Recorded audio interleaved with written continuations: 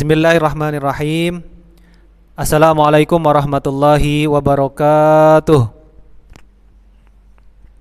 Innal hamdalillah nahmaduhu wa nasta'inuhu wa nastaghfiruh wa na'udzu billahi min syururi anfusina wa min sayyiati a'malina. Man yahdihillahu fala mudhillalah wa man yudlilhu fala hadiyalah. Allahumma shalli wa sallim ala Muhammadin wa ala azwajihi wa dzurriyyatihi kama shallaita wa sallamta ala ali Ibrahim wa barik ala Muhammad wa ala azwajihi wa dzurriyyatihi kama barakta ala ali Ibrahim fil alamin innaka Hamidum Majid. Amma ba'du. Bapak, Ibu, saudara-saudariku yang dimuliakan oleh Allah Subhanahu wa taala, sumber hukum Islam itu ada dua yang paling utama.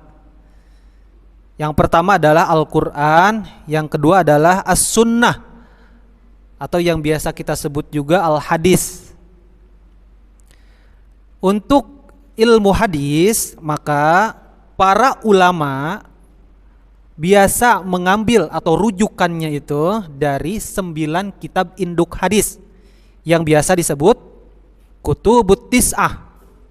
Ada juga ulama yang merujuknya itu dari 6 kitab induk hadis yang biasa dengan sebutan Kutubut Sittah, kitab induk hadis yang 6. Nah gitu. Apa yang 6 itu? Yang pertama adalah Sahih Bukhari, yang kedua adalah Sahih Muslim, yang ketiga Sunan Abi Dawud, yang keempat Sunan At-Tirmidzi, yang kelima Sunan An-Nasa'i, yang keenam Sunan Ibnu Majah. Nah, 6 kitab induk hadis itu yang akan kita bacakan pada kesempatan kali ini. Kitab induk hadis yang pertama namanya Sahih Bukhari. Jumlah hadisnya ada 7.008. Disusun oleh Muhammad bin Ismail, yang biasa kita sebut dengan Imam Bukhari karena beliau kebangsaannya Uzbekistan. Wafat beliau tahun 256 Hijriah. Hadis yang pertama dari kitab Sahih Bukhari ini adalah dari Umar bin Khattab radhiyallahu anhu, bahwa Umar mendengar Nabi sallallahu alaihi wasallam bersabda, "Innamal a'malu binniyat wa innama likulli imri'in ma nawa. Faman kanat hijratuhu ilad dunya yusibuha au ilam ra'atin yankihuha fa hijratuhu ila ma hajaru ilaih." Artinya, sesungguhnya semua amal itu tergantung niatnya, dan balasan setiap orang tergantung apa yang ia niatkan. Barang siapa yang hijrahnya karena dunia yang ingin ia raih, atau karena wanita yang ingin ia nikahi, maka hijrahnya itu adalah sesuai dengan apa yang dia niatkan. Itu hadis yang pertama di Sahih Bukhari. Sedikit penguraiannya adalah, makna dari hadis ini menekankan kepada kita semua pentingnya niat sebelum beramal. Tanya sama diri sendiri, untuk siapa saya melakukan ini? Dan kesemua amal-amal itu haruslah kita niatkan hanya karena Allah Subhanahu wa taala. Ya, pentingnya niat di sini karena untuk masalah niat itu adalah dasar dari amal kita. Manusia itu ada 2 yang dia lakukan. Tujuannya karena apa dan karena siapa dan bagaimana caranya. Nah, amal niat ini adalah menempati posisi yang paling penting dalam kehidupan kita. Tujuan kan? Tujuan kita beramal untuk apa dan untuk siapa? Yang paling harus kita lakukan adalah kita berniat dari semua amal yang akan kita lakukan hanya karena Allah semata. Dan itu yang akan menjadi pahala untuk kita. Fa hijratuhu ila ma hajaru ilai. Dan hijrahnya itu adalah sesuai dengan apa yang ia niatkan. Bekerja, kita sebelum berangkat bekerja niatkan dulu, ini adalah karena Allah Subhanahu wa taala menyuruh saya untuk kerja. Adapun mendapatkan gaji yaitu adalah sebagai akibat dari sebab kita bekerja. Hukum kausalitas. Adapun nilai tambah, nilai lebihnya itu adalah karena kita berniat kerja itu hanya karena Allah semata. Itu yang akan menjadi nilai yang paling dasar atau nilai yang akan kita dapatkan baik di dunia dan di akhirat. Karena kita memiliki niat karena Allah Subhanahu wa taala, bukan karena hanya mencari dunia. Akan gitu. Baik. Kitab yang kedua itu sudah tadi dari Bukhari. Sekarang kitab yang kedua, Sahih Muslim. Kitab induk hadis yang kedua adalah Sahih Muslim. Jumlah hadisnya ada 5.362 hadis. Disusun oleh Imam Muslim bin Al-Hajjaj bin Muslim, kebangsaan Iran, wafat tahun 261 Hijriah. Hadis yang pertama adalah dari Samurah bin Jundub, bahwa Nabi SAW bersabda, "Man haddasa anni bihadisin yura annahu kadzibun fahuwa ahadul kadzibin." Barang siapa yang menceritakan hadis dariku padahal riwayatnya itu adalah kita ketahui riwayat itu bohong, maka dia adalah salah satu pembohong itu. Makna dari hadis ini adalah hati-hati dalam mengucapkan hadis, yang mana hadis itu kita kaitkan dengan nama Rasulullah SAW. Bahwa dulu jika ada seseorang yang mengucapkan hadis dan ternyata hadis itu bukan dari Nabi SAW, maka orang itu dicap sebagai pembohong dan hadisnya matruk alias tidak terpakai. Apapun yang dia bicarakan mengenai hadis, maka ulama ahli hadis tidak mengambil hadis darinya. Nah, itu karena dia sudah dianggap pembohong. Itu makna dari hadis ini. Sekarang kitab induk hadis yang ketiga adalah Sunan Abi Dawud. Jumlah hadis yang ada di dalamnya sekitar 4.590 hadis. Penyusunnya adalah Muhammad bin Al-Ashr, kebangsaan Iran. Beliau wafat tahun 275 Hijriah. Hadis yang pertama dalam kitab ini adalah dari Al-Mughirah bin Syu'bah radhiyallahu anhu. Kata Al-Mughirah bin Syu'bah, anna Nabiyya sallallahu alaihi wasallam idza dhahaba al-madhhaba ab'ada. Artinya, sesungguhnya Nabi sallallahu alaihi wasallam biasa jika beliau ingin buang hajat, maka beliau menjauh. Makna dari hadis ini adalah jika kita ingin melakukan buang hajat, maka syarat yang harus kita penuhi atau yang harus kita lakukan adalah jangan sampai aurat kita terlihat. Nah, itu. Yang kedua, jangan sampai bekas atau najis yang kita keluarkan itu memudaratkan orang lain, baik secara jenisnya ataupun aromanya. Tapi sekarang alhamdulillah karena kita ada toilet. Kalau dulu kan zaman Nabi tidak ada toilet, jadi untuk buang air besar itu di tempat khusus namanya al-ghaid. Tapi sekarang ada toilet yang bisa ditutup, ada kuncinya. Jadi artinya kita bisa tertutup aurat kita dari pandangan orang lain, dan najisnya pun bisa terbuang langsung oleh air atau oleh WC, water closet, dan baunya pun aromanya kan bisa ada alat khusus kan penyedot bau itu kan di atasnya. Apa itu namanya? Exhaust gitu ya. Ya itu.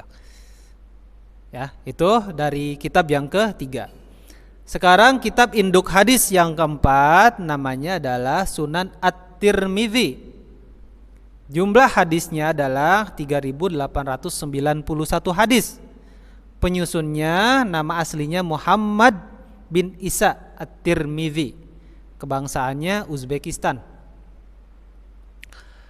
Hadis yang pertama dalam kitab ini dari Ibnu Umar radhiyallahu anhuma, bahwa Nabi Shallallahu alaihi wasallam bersabda, la tuqbalu salatun bi ghairi tuhurin wala sadaqatun min gululin.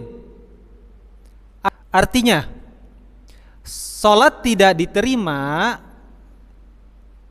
jika tidak bersuci terlebih dahulu, dan sedekah tidak diterima dari hasil curian. Makna hadis ini adalah tidak sah salat seseorang tanpa bersuci terlebih dahulu. Jika dia memiliki hadas kecil, dia harus berwudu. Jika dia memiliki hadas besar, dia harus mandi wajib. Kan kita. Jadi syarat dari salat itu yang pertama adalah bersuci. Kemudian yang kedua, wala sadaqatun min gululin, tidak akan diterima sedekah dari hasil curian. Misalkan kita, naudzubillah, bukan kita ya, misalkan ada seseorang yang mencuri setengah dari hasil curiannya, dia sedekahkan ke masjid, dia sedekahkan ke fakir miskin, dia sedekahkan ke anak yatim. Itu tidak diterima sedekahnya dia, karena innallaha tayyibun la yaqbalu illa tayyiban. Allah Subhanahu wa taala baik dan hanya menerima yang baik-baik saja, kan gitu. Sekarang gimana ya penerimanya? Apakah haram juga? Kalau penerimanya tahu bahwa itu adalah dari hasil curian, jangan diambil. Kalau tidak tahu itu dari hasil curian, ya gimana lagi, kan kita tidak tahu. Baik. Itu dari kitab yang keempat, Sunan At-Tirmidzi. Sekarang kitab induk hadis yang kelima, namanya Sunan An-Nasa'i. Jumlah hadisnya sebanyak 5.662 hadis. Ditulis oleh Ahmad bin Syu'aib. Kebangsaan Iran. Hadis yang pertama dari Abu Hurairah radhiyallahu anhu, dari Nabi Shallallahu alaihi wasallam. Beliau bersabda, idastaiqadha ahadukum min naumihi fala yaghsil yadahu fi wadaihi hatta yaghsilaha salasan fa inna ahadakum la yadri aina batat yaduhu. Jika salah seorang dari kalian bangun tidur, maka janganlah memasuki tangannya ke dalam air untuk wudu sebelum dia mencuci tangannya sebanyak 3 kali. Karena salah satu dari kalian tidak tahu tangan ini tadi malam habis nginap di mana, nginap di kemaluan kita atau di mana yang bisa ditenggarai, itu bisa memegang najis dari si tangan itu. Ya, jadi makna dari hadis ini adalah bahwa dulu orang-orang Arab dulu sebelum wudu itu adalah mengambil air langsung dari tempatnya. Jadi dari tempat, ada tempat namanya ina, gerbah kayak gitu. Yang isi airnya itu sekitar 3 liter atau 5 liter, tidak lebih dari itu. Jadi wudu itu ngambil langsung dari sana. Nah, kalau bangun dari tidur, jangan sampai si tangan itu menyentuh dulu sebelum tangannya itu dibasuh sebanyak 3 kali. Karena dikhawatirkan kalau sebelum dia membasuh tangan, memasukkan tangannya ke wadah itu, jadi air yang ada di sana terkontaminasi sehingga menjadi mutanajis, najis. Nah, itu kan kehati-hatiannya di sana. Gitu. Jadi cuci tangan dulu sebelum kita melakukan aktivitas yang lain seperti wudu atau semacamnya. Ya. Itu dari kitab yang kelima. Kitab induk hadis yang keenam namanya Sunan Ibnu Majah. Jumlah hadisnya sekitar 4.332 hadis. Ditulis oleh Muhammad bin Yazid. Ya, kebangsaan masih Iran beliau ini. Wafat tahun 275 Hijriah. Hadis yang pertama dalam kitab ini adalah dari Abu Hurairah radhiyallahu anhu, bahwa Nabi Shallallahu alaihi wasallam bersabda, Kata Nabi, ma amartukum bihi fakhuduhu wa ma nahaitukum anhu pantahu.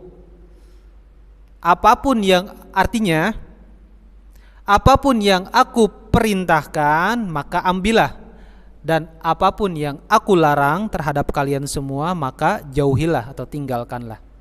Nah ini sesuatu, maknanya dari hadis ini adalah sesuatu yang Nabi, yang Allah Subhanahu wa taala memerintahkan, yang Allah Subhanahu wa taala melalui nabinya memerintahkan terhadap kita semua, jangan ragu-ragu untuk melakukan apa yang diperintahkan. Suruh apapun, kata agama A, ya A kita lakukan, B ya B kita lakukan tanpa ada keraguan. Itu kan mudah hidup kalau gitu. Suruh sholat ya sholat, suruh zakat kalau punya duit sudah haul dan nisab ya zakat, suruh haji kalau memang mampu ya haji, suruh berbakti kepada orang tua, apa susahnya berbakti kepada orang tua? Suruh berbicara baik ya apa susahnya berbicara baik? Kan gitu. Dan semua yang Allah dan Rasulnya larang jangan ragu-ragu, jangan mempertanyakan lagi, dan jangan banyak tapi, kita harus meninggalkannya. Kayak gitu, gampang aja kan hidup. Konsepnya kan kayak gitu. Allah melarang kita untuk membicarakan orang lain, ditinggalkan, apa susahnya? Kan gitu kan konsepnya dalam Islam mudah banget. Inilah dikatakan konsep takwa. Imtisaru awamirillah wajtinabun nawahihi. Apa yang Allah melalui Rasulnya perintahkan, laksanakan. Apa yang Allah melalui Rasulnya larang, tinggalkan. Mudah saja kan kayak gitu. Jangan banyak tapi, jangan banyak alasan. Karena agama itu dilandasi oleh kemudahan. Mudah melakukannya, mudah juga dalam meninggalkannya. Dalam hal sesuatu yang dilarang kan gitu. Nah itu 6 kitab induk hadis yang pertama dari Sahih Bukhari sampai Ibnu Majah itu. Nanti pada kesempatan berikutnya hadis yang kedua dari masing-masing kitab ini, ya. Mari kita pahami, mari kita amalkan, kalau bisa mari kita hafal. Itu saja yang bisa saya sampaikan. Usikum wa nafsi bitaqwallah. Assalamualaikum warahmatullahi wabarakatuh.